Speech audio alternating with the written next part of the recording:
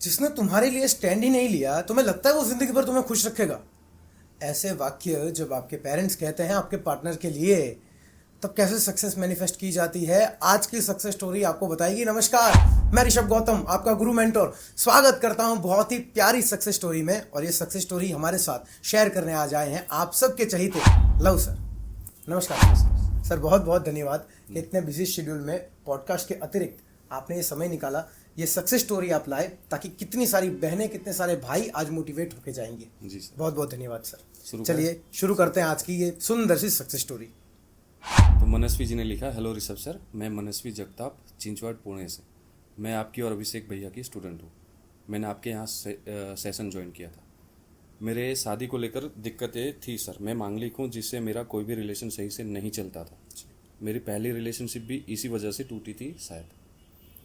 फिर मेरी लाइफ में अमन आया, हम दोनों में सब कुछ सही था। तो 6 महीने बाद अपने आप चीज़ें ख़राब होने लगी थी। तब भी हमने घर पे बात की, उन्होंने मना कर दिया। अमन के घर वालों ने कुंडली मिलाई तो पता चला कि मैं बहुत स्ट्रांग मांगलिक हूँ, यानी मनस्वी। मुझे और मेरे घर वालों को भी तब ही पता चला। फिर अमन ने भी मुझसे धीरे धीरे कट ऑफ कर लिया और उनकी शादी उनके रिलेटिव्स में फिक्स हो गई।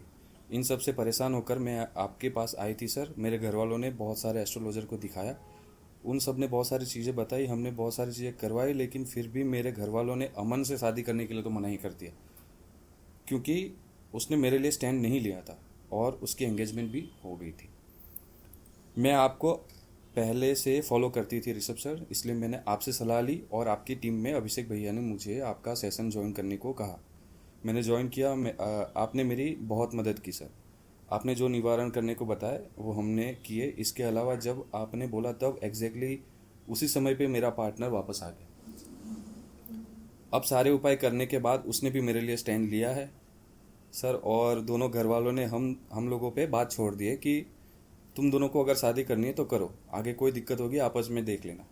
दोनों घर वाले आशीर्वाद ज़रूर देंगे, लेकिन सर आगे की राह भी आपके भरोसे पे ही पार होगी ऋषभ सर। आप प्लीज़ आशीर्वाद दीजिए और शादी का पहला कार्ड सर आपको ही आएगा। मैं और अमन दोनों लाइफ टाइम आपके थैंकफुल रहेंगे सर। और नीचे लिखती हैं कि सेशन में आपने एक बात कही थी सर। आपकी उस बात ने मेरा सोचने का तरीका बदल दिया कि अगर कुंडली में ज़्यादा परेशानियां हैं तो आपको अपना आध्यात्मिकता बढ़ाने की ज़रूरत है। Thank you so much sir. हर हर महादेव। हर हर महादेव मनस्वी, हर हर महादेव अमन, हर हर महादेव हमारे लव सर। हर हर महादेव।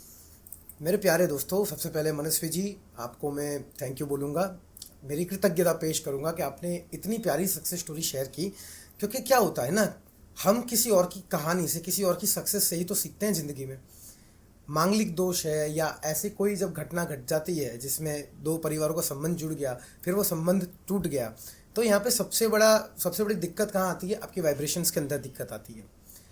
अब ये वाइब्रेशन वाली दिक्कत को कैसे सॉल्व किया जाए इसके बारे में ज़रूर बात करेंगे, लेकिन उससे पहले आज की कहानी से आप क्या सीख सकते हैं, चलिए सीधे लव सर से बात करते हैं, क्योंकि सर ने पूरी जर्नी देखी है। सर बताइए, आज की कहानी से वो क्या एक मैसेज है, जो मैसेज आप हमें सुनने वाले हर एक श्रोतागण को, हमारे भाई हमारे बहनों को देना चाहेंगे?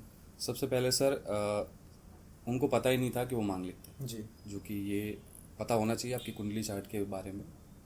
और दूसरी चीज़, जब पता चला तो उन्होंने एक्शन लिया, उन्होंने गिव अप नहीं किया। जब वन साइडेड हो गई थी बात, कि सारी बात उनके ऊपर ही थी, तब भी उन्होंने चीज़ें करवाई, उन्होंने हौसला रखा, उन्होंने जो निवारण करवाए।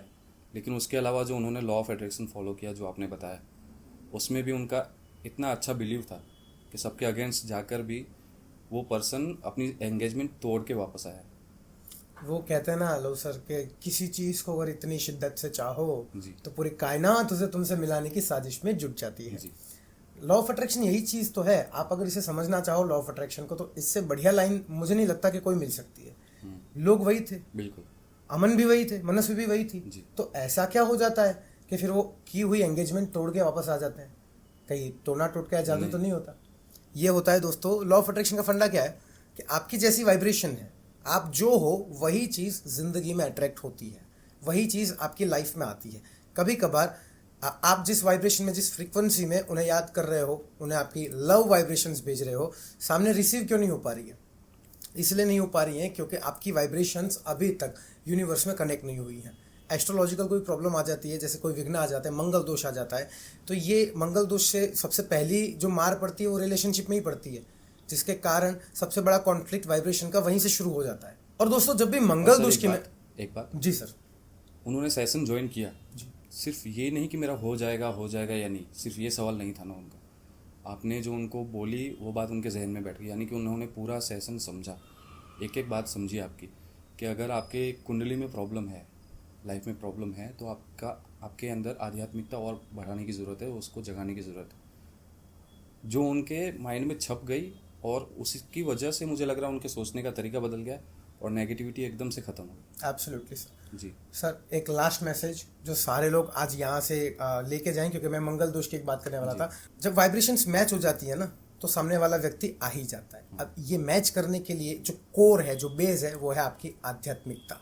आध्यात्मिकता जब बढ़ती है, आध्यात्मिकता जब बढ़ेगी, जैसे एग्जाम्पल हो, मंगल वाली बात थोड़ी सर बता देता हूँ, मन नहीं मानता क्या करें, कि देखिए जब मंगल दोष का निवारण हुआ तो एक यज्ञ था, एक यज्ञ करवाना पड़ा। यज्ञ, पूजा, दान, धर्म, ये सब क्या है? ये सब आपकी आध्यात्मिकता बढ़ाने के साधन हैं।